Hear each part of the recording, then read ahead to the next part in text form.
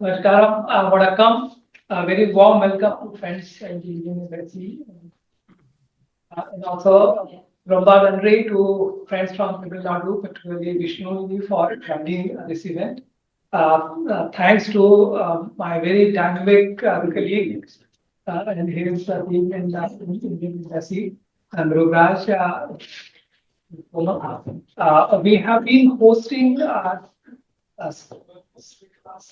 different kinds of thematic events in virtual mode so that there is a better connectivity, better understanding of the potential that India and Ireland have in the business sector and also in terms of creative industries culture.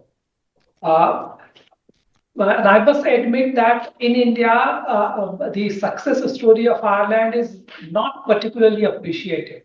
And I must confess that before I came to Ireland and started exploring myself, I was myself foolishly very ignorant of what remarkable transformation Ireland has made. Today, Ireland is the fastest growing economy in European Union. And after Brexit, Ireland is the English-speaking member of European Union. Similarly, if you look at the sectoral performance, Ireland is a very important player in IT, with maybe 8 out of top 10 IT companies in the world. They have significant presence in Ireland. Similarly, in the healthcare sector, both the pharmaceutical industry and also the medical devices and other related medical equipments, uh, Ireland has maybe 13 out of top 15 companies in the world present. But similarly, in aviation sector, Ireland services about 60% of aircraft leased worldwide. Also, I'm very impressed by the very impressive transformation in agriculture and farming sector, particularly in the sustainable agriculture, sustainable farming with lower carbon footprint. Similarly, in entertainment and creative industries, I really see very significant potential. And if you look at more carefully, then India and Ireland both have quite robust ecosystems in each sector, in each subsector. But the most important fact point is that our strengths are complementary. Our strengths are not in conflict. So this is the first point to be noted that Ireland is transforming very rapidly, is growing very rapidly, and also we have strong complementarity. So second aspect is in India particularly, there is like misperception about Ireland just going by the population figures. Just 5 million population, that is very deceptive. Because with 5 million population, Ireland has about $500 billion of economy, GDP. Very, very impressive. And not just economy driven by the tax advantage and the stability of corporate tax and policy regime naturally has played a very important role, but Ireland has moved way beyond the tax advantage. The ecosystem of manufacturing, ecosystem of innovation and research and development and entrepreneurship led by the universities, led by their R&D centers, led by the very sustained efforts being made by private sector entities, including multinational sectors. So Ireland is a population-wise small, but otherwise extremely impressive partner. Ireland, in terms of manufactured goods, Ireland's annual exports are about 220 billion euros. If you also include services, then about again 200 billion euros services trade, import and export both. With regard to India itself, about 3 years ago, we had around 4 billion, 4.5 billion euros of two-way trade. Now our bilateral trade is touching about 10 billion euros, two-way, including goods and services. So it's quite a remarkable growth, fast-paced growth of engagement. So there is a lot of opportunity, and particularly Tamil Nadu is very important part for us to focus. In fact, the general thrust of the Indian embassy in Dublin has been to look for broader based in terms of sectoral engagement as well as in terms of regional spatial distribution. Ireland has many counties. We have provinces, and the real action lies not in Delhi and like in the central government, but at the regional local level. So in Ireland, we cannot ignore the other counties. Each county in Ireland has created a very interesting ecosystem comprising multinational companies, having local Irish companies, startups, universities, and their linkage with local society, local economy. So, and also the creative part, the music, dance, and folklore, and painting, and crafts. So, overall, each county is a very interesting ecosystem, which is different from any other county in Ireland. Similarly, in India, we have like incredible diversity. Each state is so rich, so diverse. And Tamil Nadu has always been a pioneer. Even before India liberalized its economy, Tamil Nadu had been an engine of growth for India.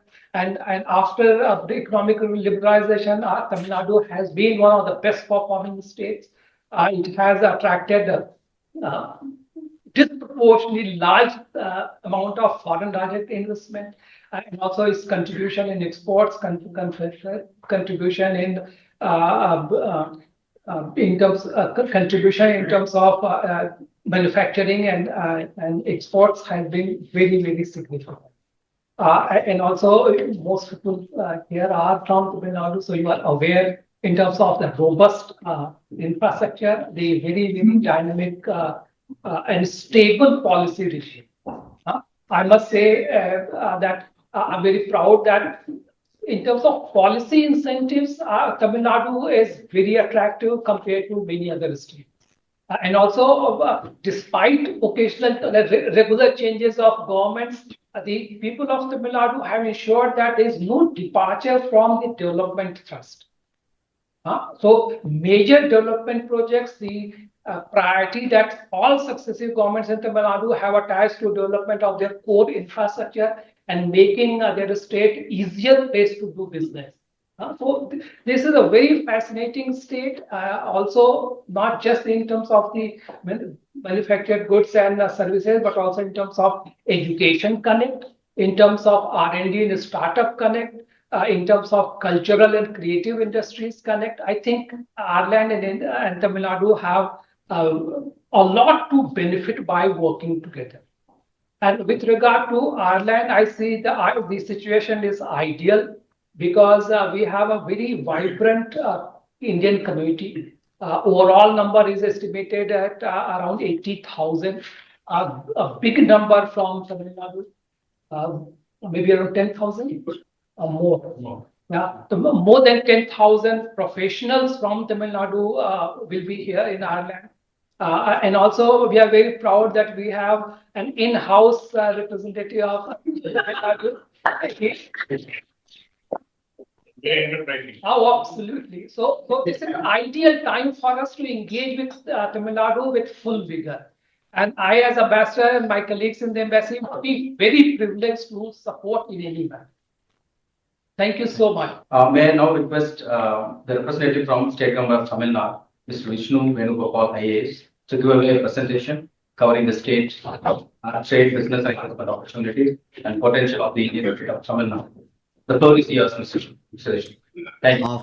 First of all, thank you, Murugaraj, for inviting me, and thank you, Ambassador. I think as a state, we have undertaken multiple trips to various countries, but a proactive outreach from your office is totally appreciated. I have flagged this to my secretary and my Minister of Industries also, that this has been a very proactive engagement. We have not, as a delegation, we have not visited Ireland, but this will be the first step where I can convince my secretary and the delegation to come over to Dublin and look at possible opportunities. Let me just first share the presentation. Thank you, and it's always a great privilege to represent the state, this wonderful state of Tamil Nadu. Let me just quickly give you a broad overview of how important the state is to the Indian economy. It is the second largest economy. We are at around 277 plus billion. The latest figures is around 300, which came out last estimate was a few weeks back. If you globally compare it, a $300 billion economy, we would be among the top 50 economies in the world. So that's the might of as a state that we give to the Indian growth story. In fact, our Honorable Chief Minister has highlighted that Tamil Nadu aspires to become a $1 trillion economy by 2030. And I will outline which are the key sectors are critical to this growth aspirations. This is also closely linked to India's growth aspiration of the 2047 Viksit Bharat. Currently, as a state, we are at 1.75 times higher per capita income compared to the Indian average. The slide point number 4, which I will dwell upon a little detail. This is a very, very unique uh, proposition which no other state in the country can offer. 43% of all women working in the factories are from one single state of Tamil Nadu. In fact, we are one state which ticks all the ESG goals of every single corporate in the world. In terms of diversity, we have what are called all women workplaces, which has become quite a rage. Now, I'm not sure how much of Indian media gets or media news get reflected in Ireland, but off late, what we have seen is 3,000 people working on a shop floor, 4,000 people, all women working with multinational companies. 80% of workforce for service sector companies comprising a workforce. And Tamil Nadu drives this diversity aspect for the country.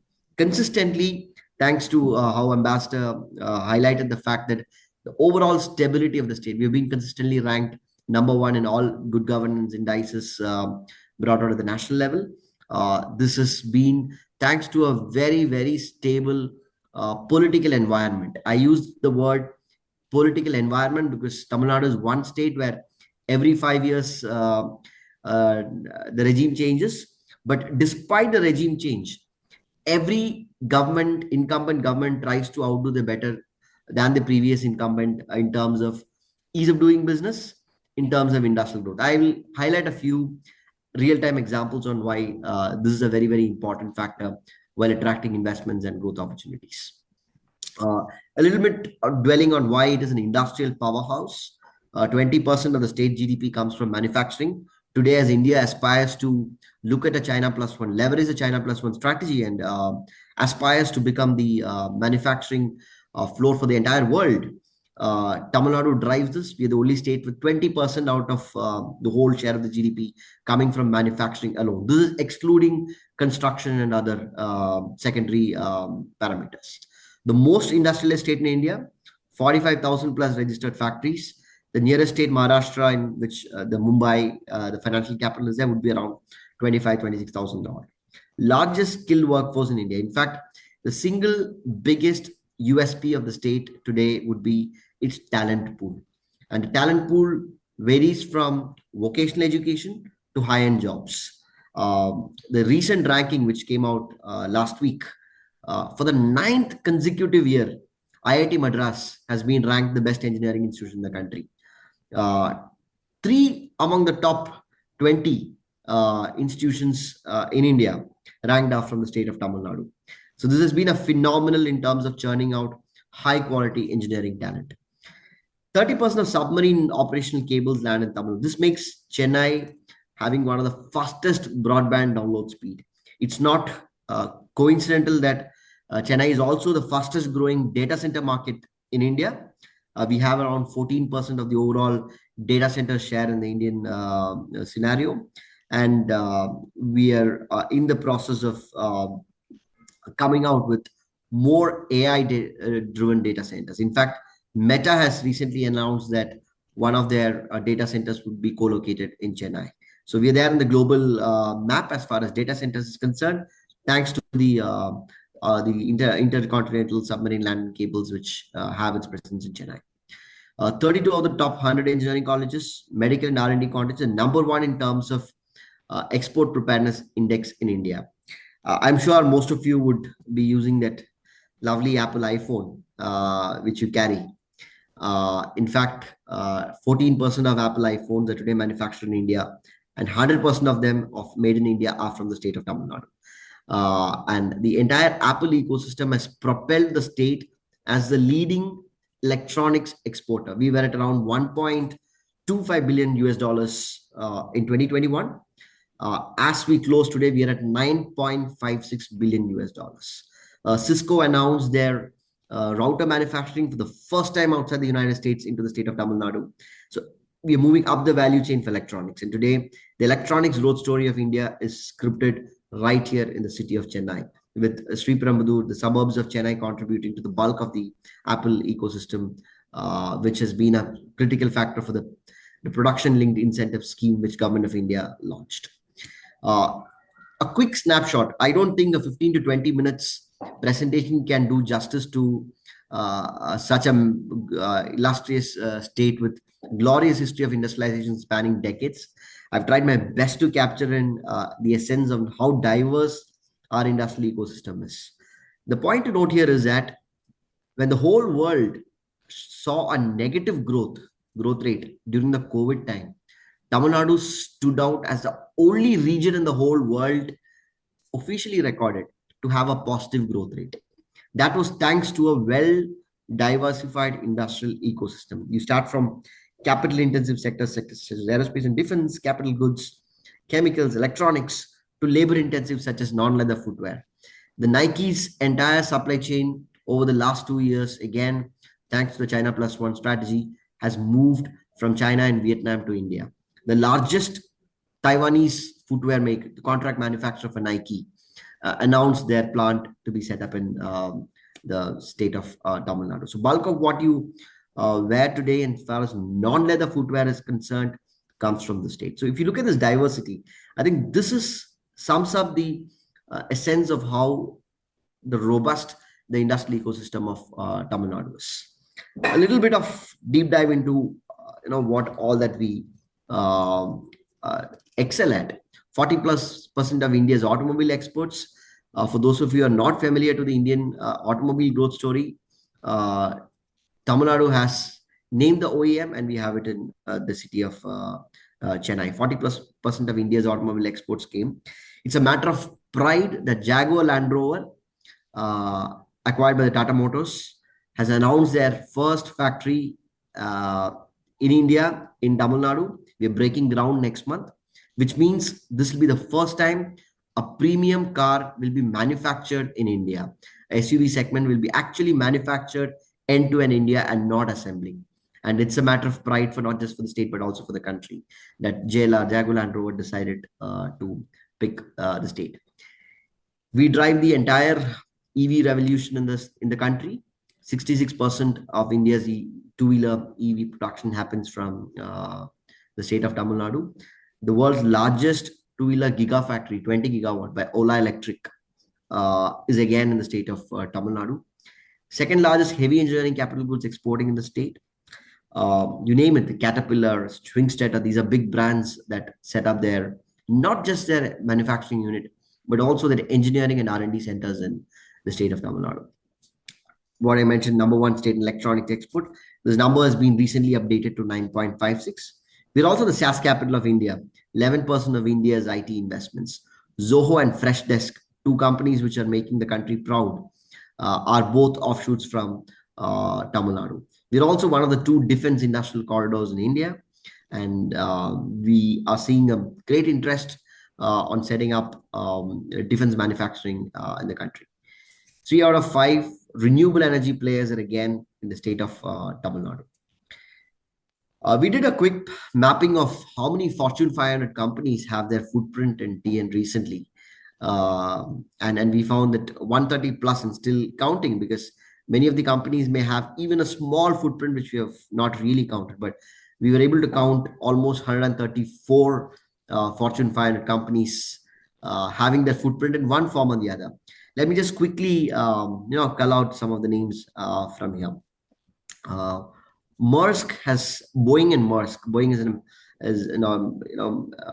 aerospace company, and they have one of the largest R&D centers in the city of Chennai. Barclays has one of the largest presence in India in Chennai. BFSI, Bank of America, again expanding. Cisco, like I mentioned, they're getting into manufacturing in Chennai. So again, a fair mix of manufacturing plus service sector. Why is it that Tamil Nadu is a preferred investment destination? As a state, we feel these are the main points. I wouldn't delve into all the points for want of time, but I'll just quickly run through what is relevant for the audience here right now. Again, the ambassador rightly mentioned stable government, policy continuity. Tamil Nadu ranks best across safety and ease of living and women empowerment. Chennai has been consistently ranked the safest city in the country. On global scale, again, one of the safest cities in South Asia.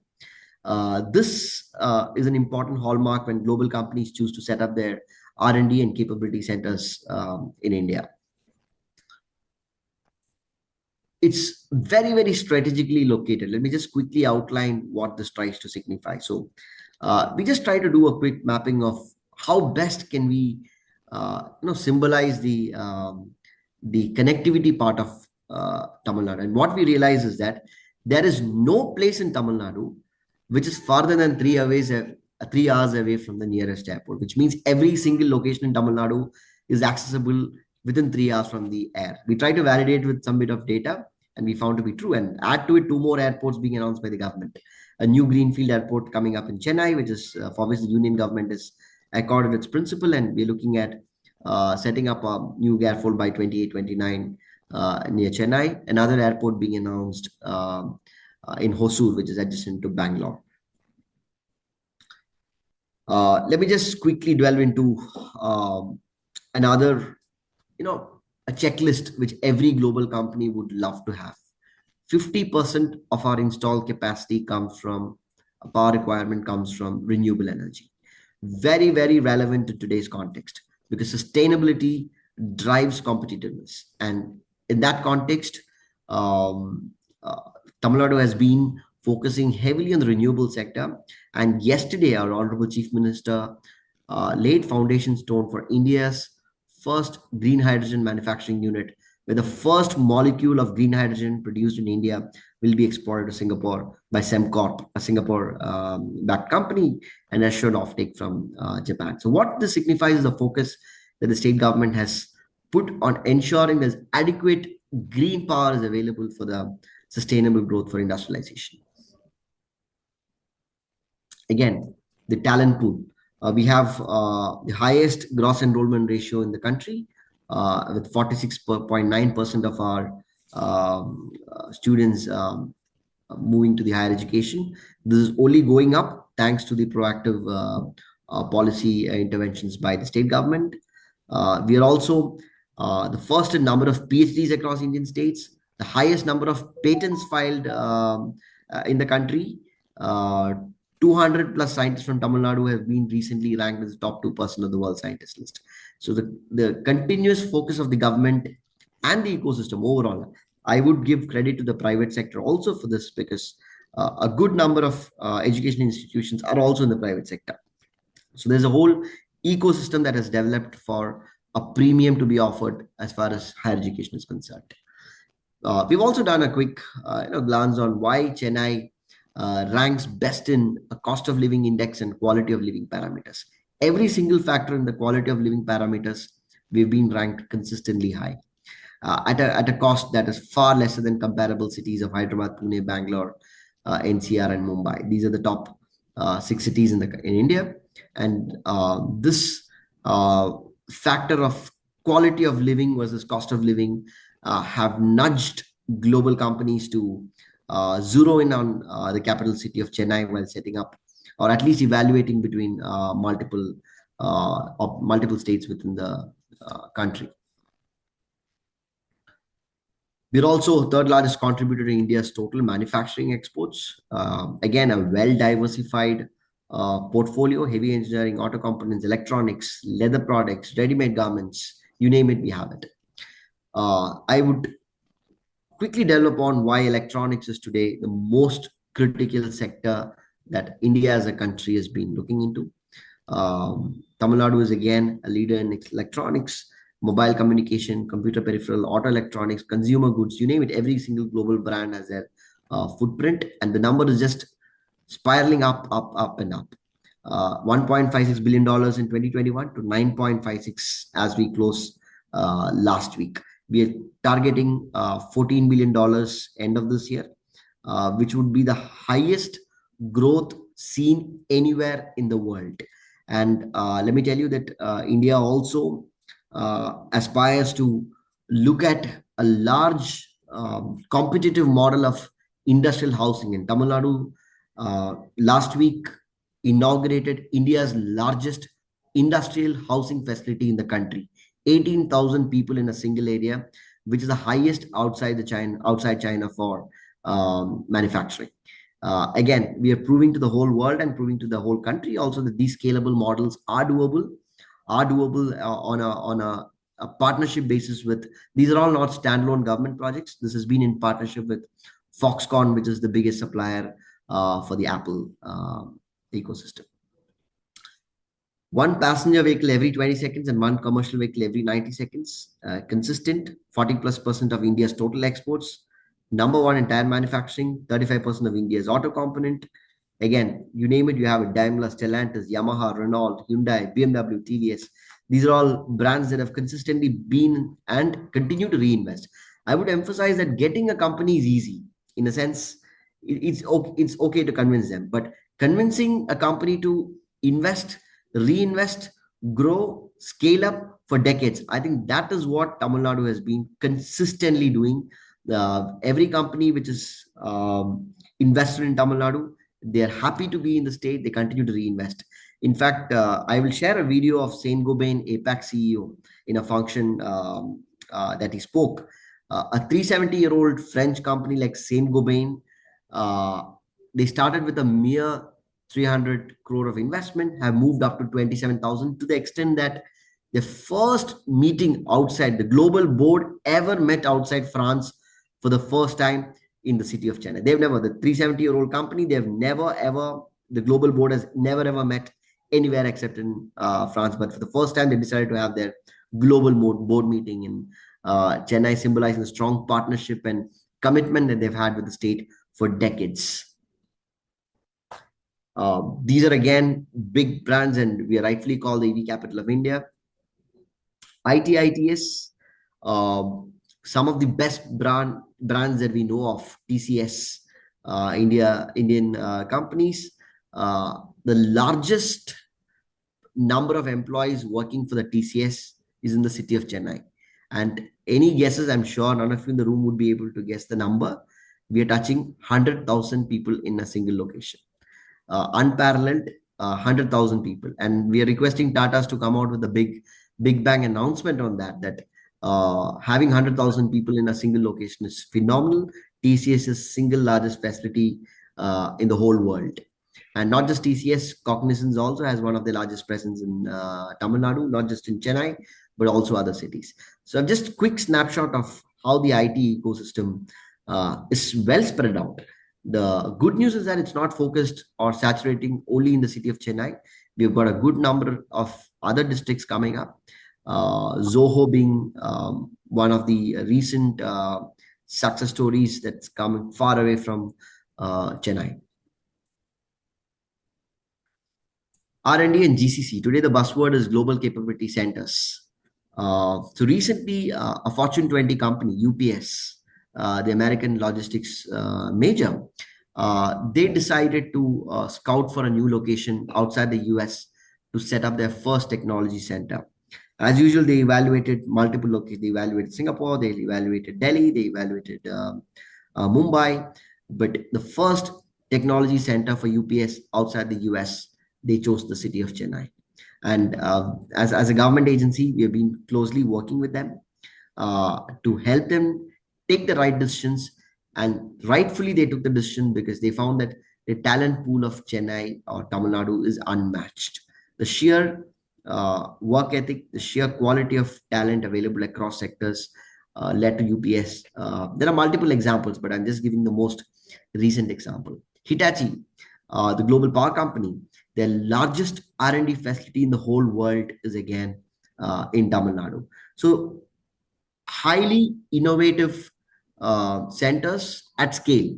Now that's the double qualifier that I would give for the country. You can set up 100, 200 people operation, but consolidating and making it the world's largest. AstraZeneca, a UK pharma major, they recently announced their largest, again, I emphasize the word largest, global capability center again in the city of Chennai.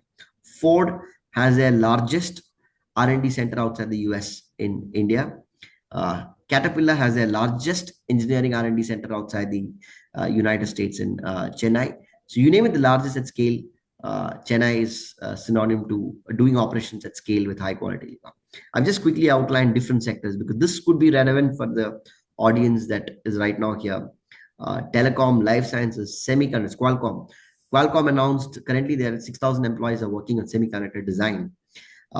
As Qualcomm announced their recent R&D center again in the city of Chennai. Microchip, an American Fortune 500 company, is again undergoing massive expansion.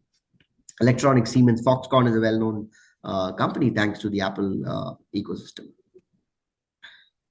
Again, this is a quick snapshot on why Tamil Nadu is likely to be the most preferred destination for aerospace and defense investments in the whole country.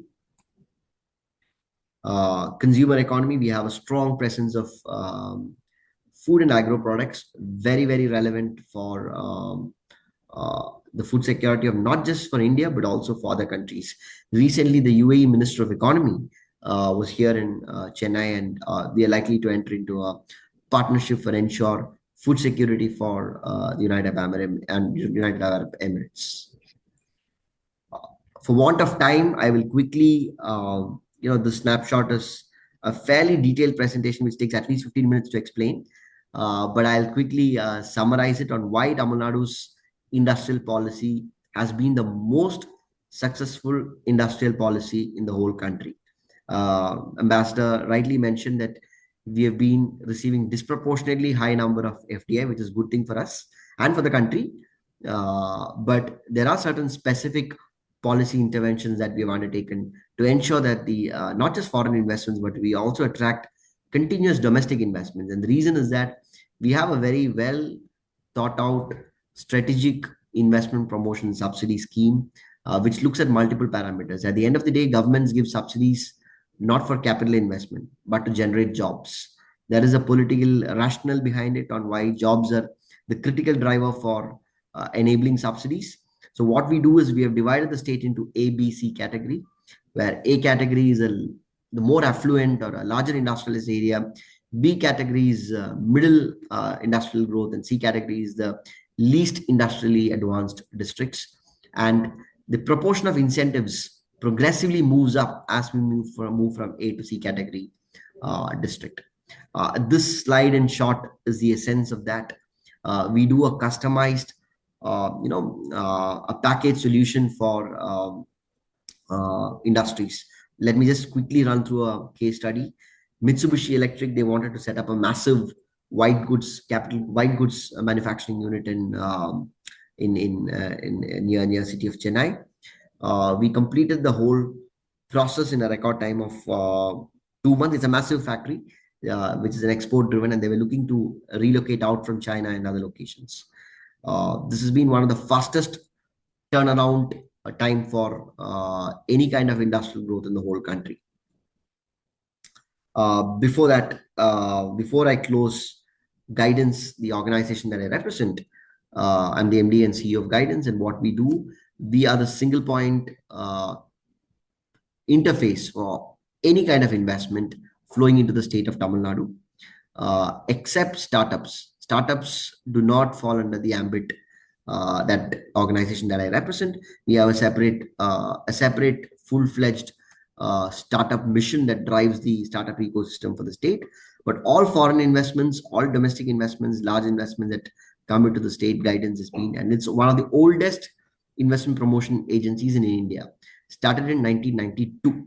Why 1992? Because till 1991, Government of India, by and large, used to decide on the investment location investment subsidies, etc. Post-liberalization in 1991, when the Indian economy opened up for larger foreign investments, that's when the time the states, individual provinces started their own outreach to attract investments. And Tamil Nadu has been an outstanding example on attracting investments across sectors and generating jobs in large numbers. Recently, guidance was also awarded the United Nations Best Investment Promotion Award by UNCTAD. And this stands testimony to the organization's commitment for the last 3 decades. We are also the top achiever category for the ease of doing business in the country. We are ranked number 3. After that, the rankings have not been published. So assume the next time the rankings are published, we would be on number 1.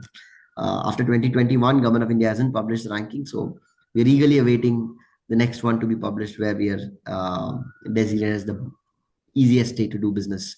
More than ease of doing business, I think as a state, we're looking at speed of doing business. That's important because ease is already established. Now it's only about the speed and how soon you can set up your investments. We also have a single window portal. Now, when I say single window, it is actually a single window. You do not have to run from each department to department. This has been continuously, we have received the maximum number of accolades for developing one of the most successful single window portal in the whole country. This is broadly modeled on the Enterprise Singapore. The Singapore government has their own investment promotion agency, broadly modeled along the Singapore model of single window portal. We also are integrated with national government, with the union governments or the federal government's single window portal, and this has been fairly successful initiative lauded across investors. The Tamil Nadu promise, what we promise, we deliver, not just deliver, we over-deliver than what we promised. That's been a hallmark of the state. We don't promise beyond what our fiscal situation, or we don't promise beyond what we are capable to do it. But what we promise, we deliver to the hilt. This has been the most defining feature of Tamil Nadu's industrial strategy over the 3 decades, which means land identifications, approvals, clearances, incentives, subsidies, business connects. Point number 4, I would again highlight. When a new investor comes, the first 3 are straightforward: land identification, approval, that's fine. But how comfortable are you with the overall ecosystem? For example, an Irish company comes to Tamil Nadu. What we do is we connect you with similar Irish businesses. We have a tie-up with the Confederation of Indian Industry, where we have identified buddy industries. A Danish company comes, or Irish company comes, a UK company comes. The moment they land here in TN or their senior leadership is in the state, we ensure that you connect with your peers or similar counterparts. This is probably a reason why Tamil Nadu has the highest number of expatriate from different countries. We have the largest Taiwanese expatriate population in the whole country. And Taiwanese clusters have been growing leaps and bounds over the last few decades. We have the 3rd largest Japanese expatriate population. A fair number of Japanese companies have invested. We also have a Korean cultural center here. We also have a German consulate office here, so it's very, very multicultural in nature, which makes it easy for foreign investors to quickly connect with the ecosystem. And this conscious connect with the country is being made at Guidance. We do have individual desks.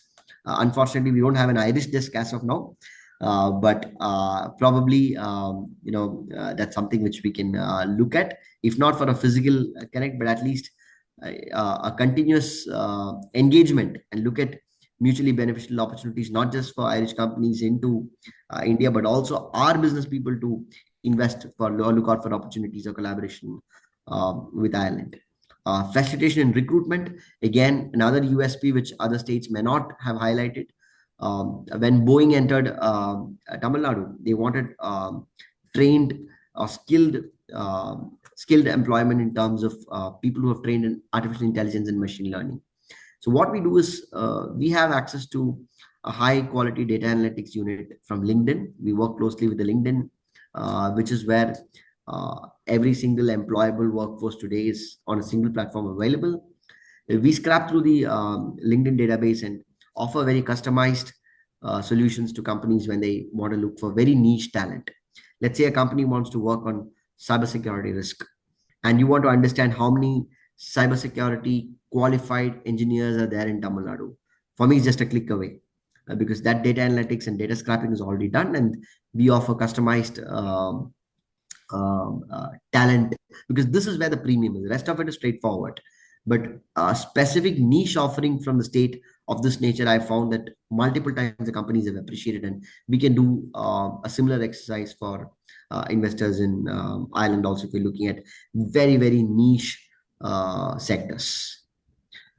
I leave it at that, because there are more slides and more things to talk about, because this is a state where stories never end. That's what our tourism department calls this tagline. So many things to talk about, so many anecdotes to speak about, but I think for want of time, I stop here. Once again, thank you, Ambassador and team. Thank you, Mr. Murugaraj, for inviting me. It's a matter of great pride to represent the state and look at mutually beneficial collaborations. And let's just not stop with a one-on discussion. There's a whole world to explore. Definitely, I would be happy to send across a team to Ireland in the future to, have a physical in-presence dialogue. We do travel extensively. In fact, next week, our Honorable Chief Minister is traveling to US. We travel extensively, but somehow we miss the island in the itinerary. I'll ensure I convince my boss to put the island on the map in the future. Thank you once again.